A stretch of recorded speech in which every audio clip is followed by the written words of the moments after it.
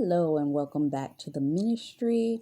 And today, oh God, in these words on marriage. Um, Today I'm doing a review of the movie The Lake House. I watched this movie about I'll say 3 or 4 months ago. When I first saw it, I was like, oh, this is just this cute little romance movie. It's not gonna be much or nothing. It's just okay, whatever. When I tell you this word I'm about to release for y'all right now, this is for y'all that have been standing. This is for y'all that have been tired. This is for y'all that have been crying. This is for y'all that you don't know when this season is going to end, but God's saying it's coming to an end soon. You just got to hold out. This is for y'all that have been wanting to interact but didn't know how. This is for y'all when God's telling y'all, no, you can't interact with your God ordained spouse yet because they ain't ready for you. This is for y'all that's been going through it because you know and you want them to know, but it just seems like the timing is always off. And it looks like their life is still going on, but yours isn't. This is for y'all that's been sitting there trying to figure out, when is this going to make any sense? This is for y'all that have felt like giving up because you thought that, oh, well, they out there doing what they want to do. Why can't I do mine? This is for y'all that have been trying to stand. This is a word that's going to encourage you and give you new refreshing zeal to stand for a relationship in which it seemingly seems like there is no possible way that the two of y'all can get together. This will give you hope for that.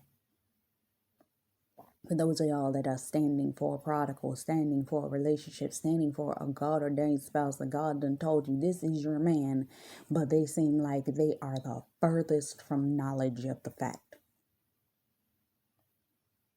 Or vice versa. This is your woman, and it seems like they are so far away from you. How could this ever work? This is for you. Okay? And I'm going to try to do this word without getting emotional and crying, because there's certain moments in this film that if you feel it, you'll feel it. I'd suggest, if after you listen to this, you want to watch the movie The Lake House, do it. This is for all of my people that have been standing. Do it, because this film right here will make you have a new, invigorated, refreshed viewpoint on the relationship with your God-ordained spouse, and that it can actually happen. So, here we go. The movie starts with a woman leaving a lake house with a dog. Now, then you see a man coming from a different direction, coming up the driveway to where that house is. So, assumably, you're seeing one person leave and another person come in. Now, you see Dr. Kate Foster arrive at her job. This is the female main character. She is a new resident at the hospital in Chicago. And alternately, you see Alex, what is his name?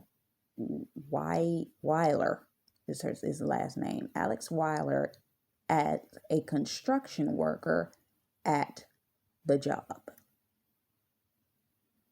Now, you're seeing them as they're getting accustomed to their positions. The woman, who obviously has no interest, there's a woman that shows up at Alex Weiler's job that he obviously has no interest in. And she comes up trying to get his attention, like, oh, can I do? What is my word to this? Number one, there are people in your God ordained spouse's life. They've been probably trying to get his attention for years.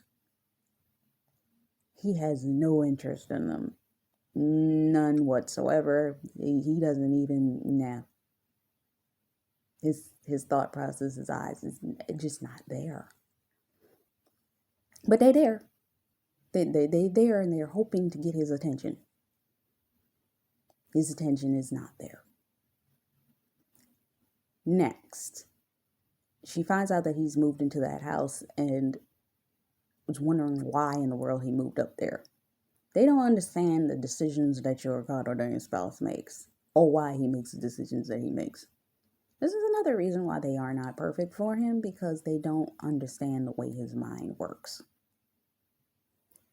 Next, the doctor, Dr. Foster, is finishing her first day on the job as a resident at this new hospital. So, and I think in a way, her being a doctor has a representation in itself. A doctor does what? They heal. They have healing hands. They are a representative of healing for their partners. We as wives will be healers for our spouses. We have healing hands. We have the ability to heal them of whatever it is that is ailing them. We are natural healers. Now, the man comes home from work and checks to see his mail and what has been left for him in his mailbox. This is the beginning of the interesting part. I'm going to explain that a little later. I'm going to see if you can figure it out before I get there. He sits there and he reads the letter that was sent by the previous owner, which is Dr. Kate Foster. And he's listening to what she's saying. Oh, I just moved out of the house. I know that there's paw prints on the front and that there's some letters in the attic. Don't know where they came from. And he's like, paw prints? So he goes and checks the front walkway up to the lake house. There's no paw prints. Next, the letters in the attic. He goes up to the attic. There's no box, no letters, nothing's there. This seems odd. What I'm going to say here is this. There are things that we, as the wives of these men, know of because the Lord has already shown us this stuff. They are oblivious because they ain't seen it yet.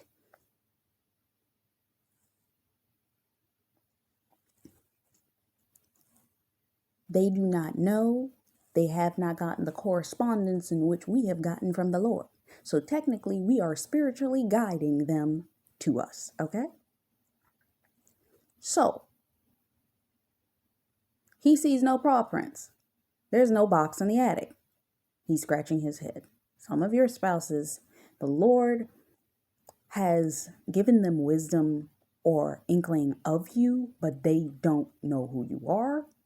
Or if they do know who you are, they don't have all the information the Lord has given you. So, that weekend, he's at work. And what is it? He's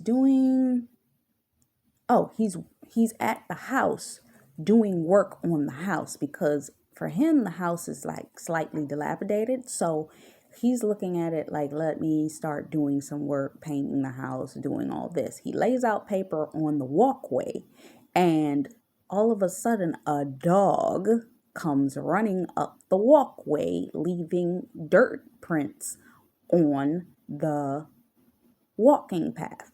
The very same walking path that she had just told him that a dog had left paw prints. Catch it if you catch it. He thought that was kind of odd. So he does later inquire to her about it.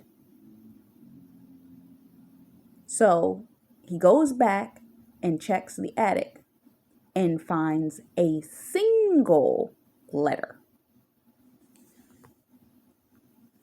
Meanwhile, the doctor is having lunch on Valentine's Day with her mother,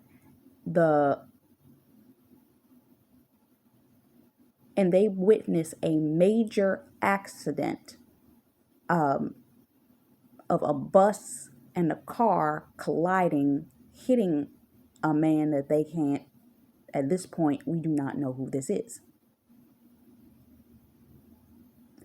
Now, moving forward, she's upset because she was unable to save the man. And the doctor tells her, oh, you got to get away from this place on your days off. So what she does is she goes back up to the lake house. And she's over by the lake. She's clearing her head. She checks the mailbox. When she checks the mailbox, she sees a letter from him stating, hey, I went and I checked in the attic. I never found the letters, but interestingly enough, I did see the paw prints this time. And she ends up going into the fact of, no, this is the house that I was talking about. He's saying, maybe you meant the Sandalwood Terrace apartments down the street. She said, no, I'm talking about that house. I've never lived over at that location. What are you talking about? And she gives him her exact address. And he's like, oh, okay. Meanwhile, you have the subcontext. He goes to visit his father and his brother, seeing as he's newly back in town, and they start talking about production projects and landscaping, and his brother is very astute and wants to be just like his father, while he's like the stray person that's kind of like, no, I kind of want to do my own thing. So I want to take this lake house and I want to do something specific with it. And they're like, yeah, okay, whatever. Then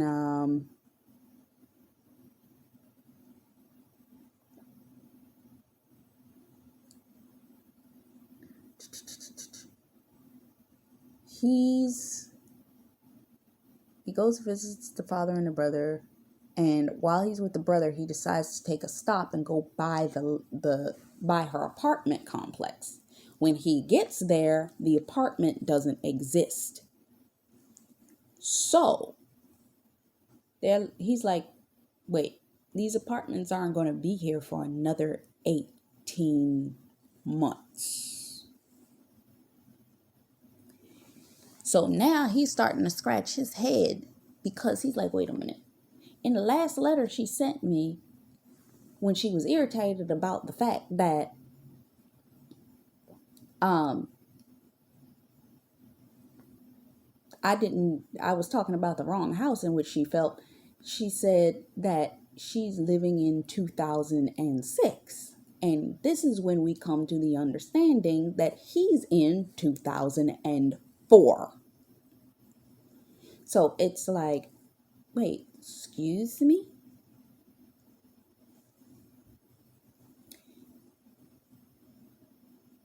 She is living, we as the kingdom spouses, the Lord had to tell us of our God ordained spouses ahead of time.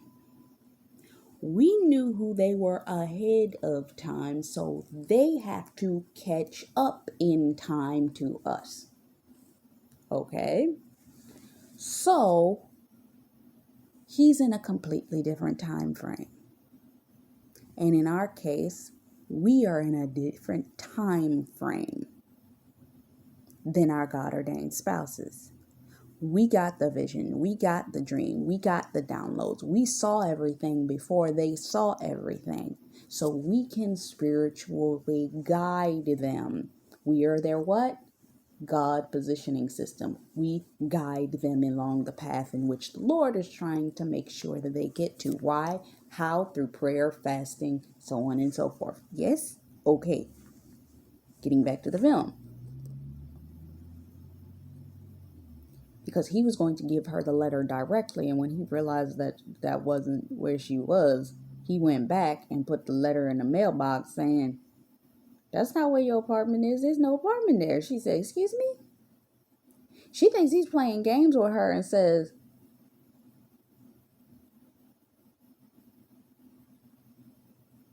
"Okay, so you're saying that you in 2004.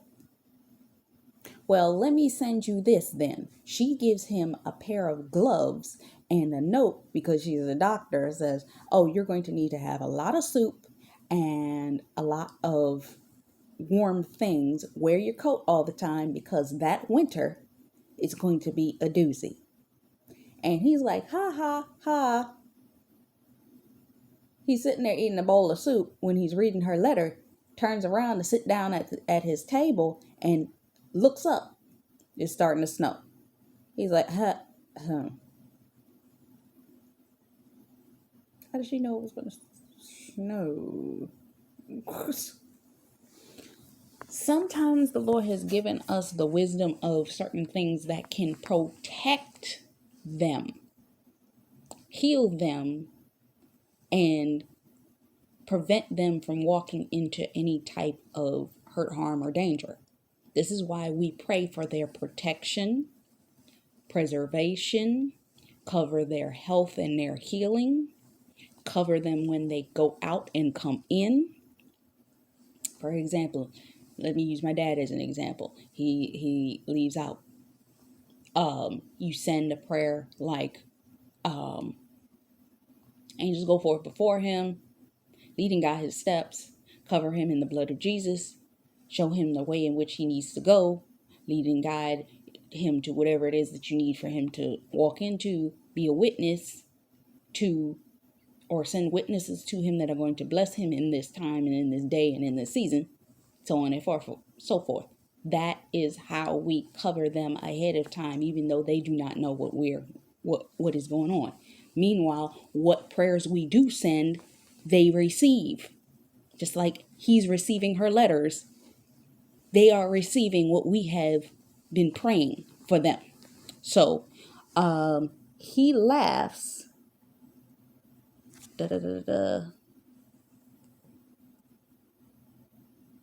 Okay. Oh, and he also sneezed as well because he immediately started sneezing as soon as it started snowing. So he goes out and sends her a letter. And of course, he now has the dog. So he's looking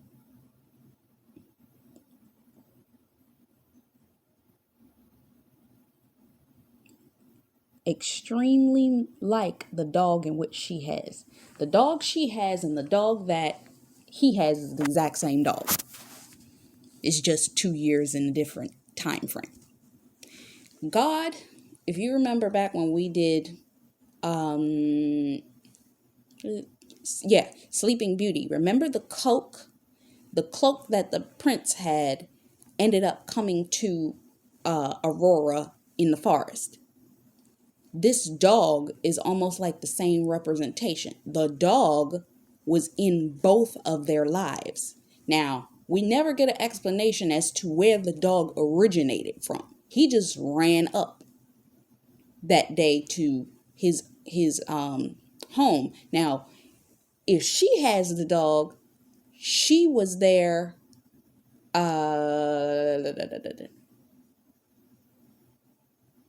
Was she there before him? I think she was there before him. Yes. She was there before him, but she was there 2 years before him. I forget how long ago she was there before him, but it was 2 years. It was like 2 years time frame. She was either there just before him or just after he left. But the dog, I think the dog originated with him. Well, where the dog came from, we don't know. The dog was just there. It's like he ran up to the house and he just immediately started taking care of the dog. He was like, okay. He started taking care of the dog from that point forward. We never found out the origination of that dog. Just like when Aurora ended up getting the cloak in Sleeping Beauty. So,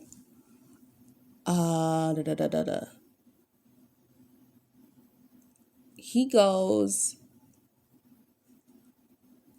and checks the mailbox, and in her time, okay, this is during the day. She comes to the mailbox that day to check the mail, and he goes there, and it just so happens the time is exact that when she's checking the mailbox, he's putting the mail in. So he pulls the lever, or as she's checking it, she pulls the lever down. He sees the lever, and the lever goes up on his side. And he's like, wait.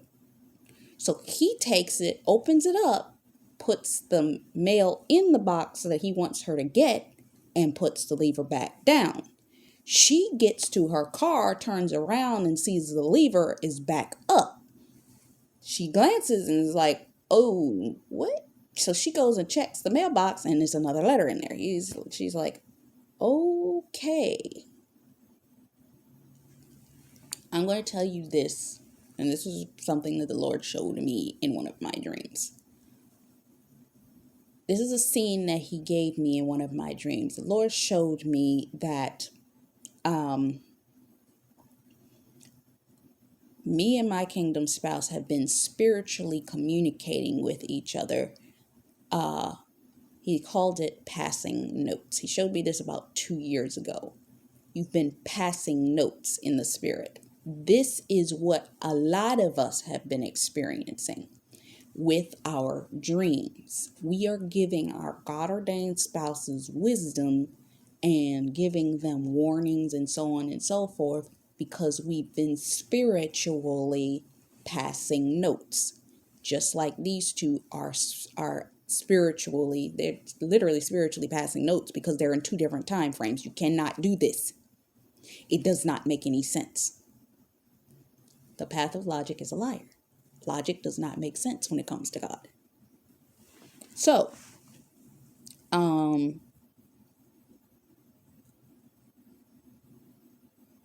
she writes down on a piece of paper, she's like, I'm at the lake house. And he writes back on a piece of paper, I am too. So she's like, okay, this is weird. So she's confused now. So they start to correspond because at this point, this has just become intriguing. It's like, this is interesting. But think about it.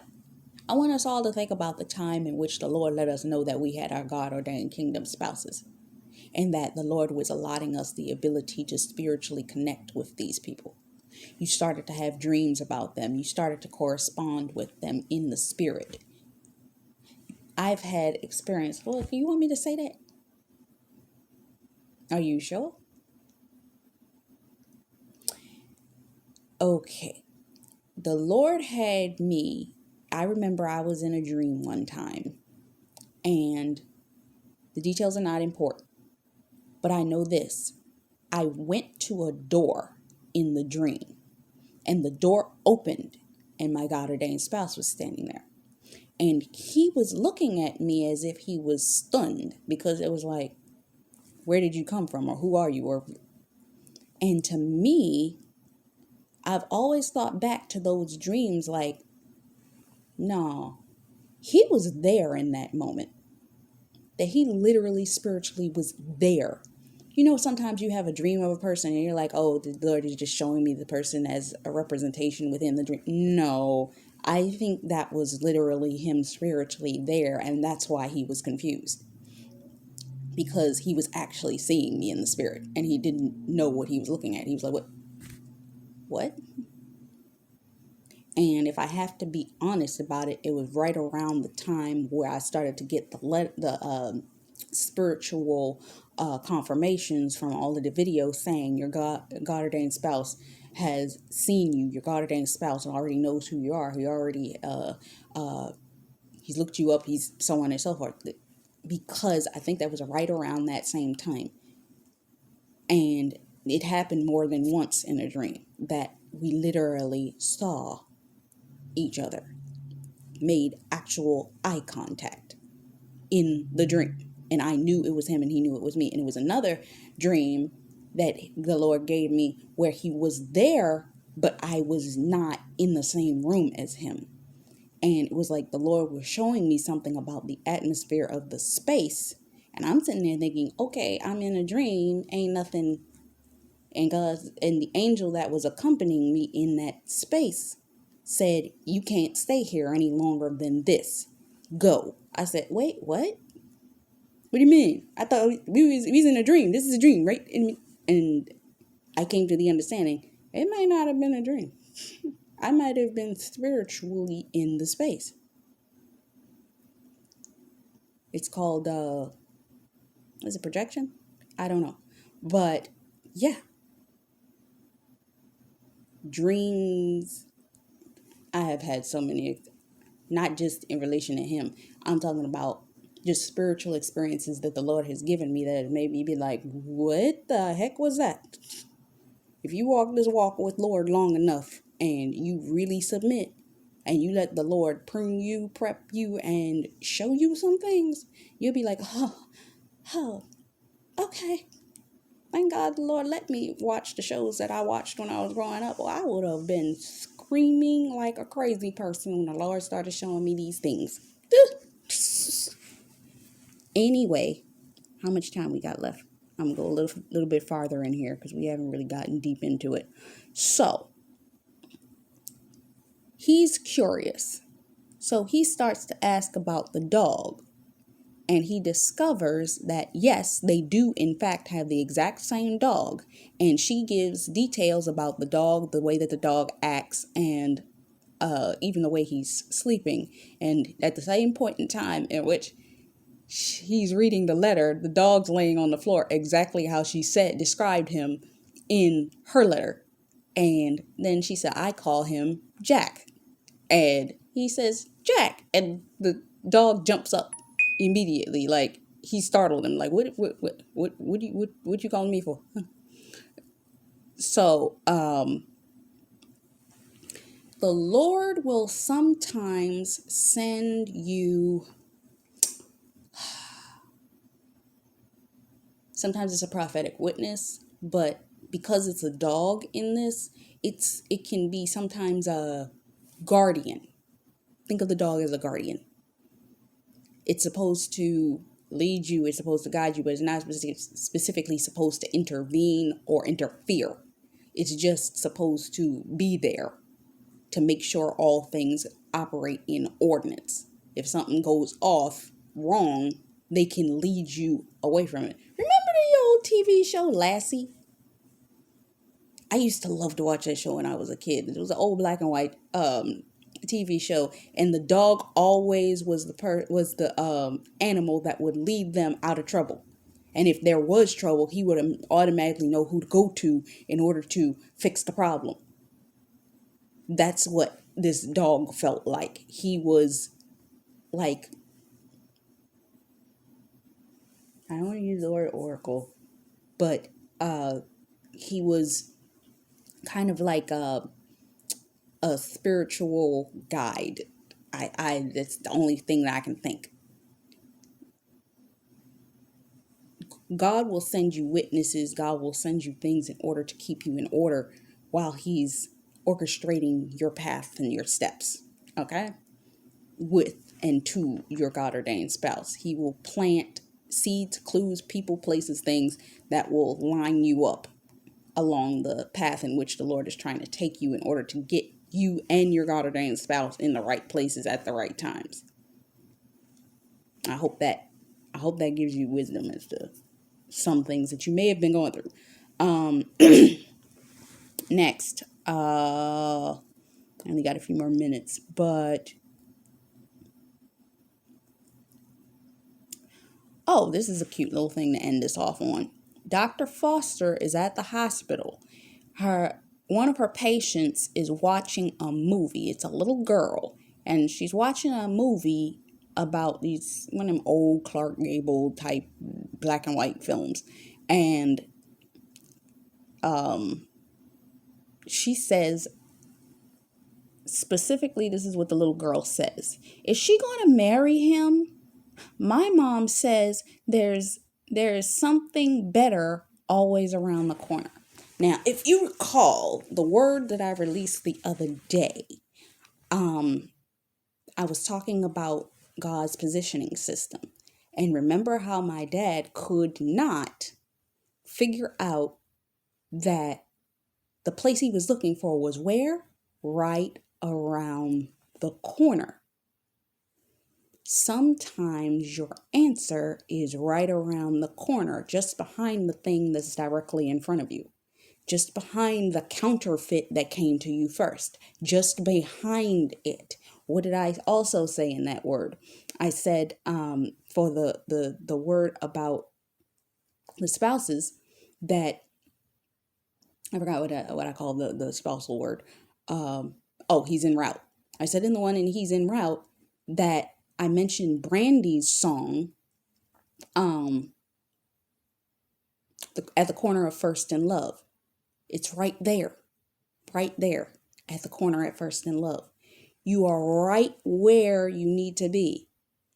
The better thing, the God-ordained spouse, the thing in which you're seeking, because sometimes a lot of us may be dealing with counterfeits, or a counterfeit may have tried to incept you directly in front of the presentation of your God-ordained spouse. But the better, your God-ordained spouse, is right around the corner. And her response to the little girl is, if she's not careful, she could spend her whole life waiting. A lot of us feel like if this God-ordained marriage thing does not work, we feel like God kind of not tricked us, but we could be waiting forever if this is the action or reaction that this man is taking in coming to us, taking his good old time. And we get impatient and we're like, we could be waiting forever for this. But we need to still stand. I'm going to pause and we're going to come back in the next part. Coming back for part 2.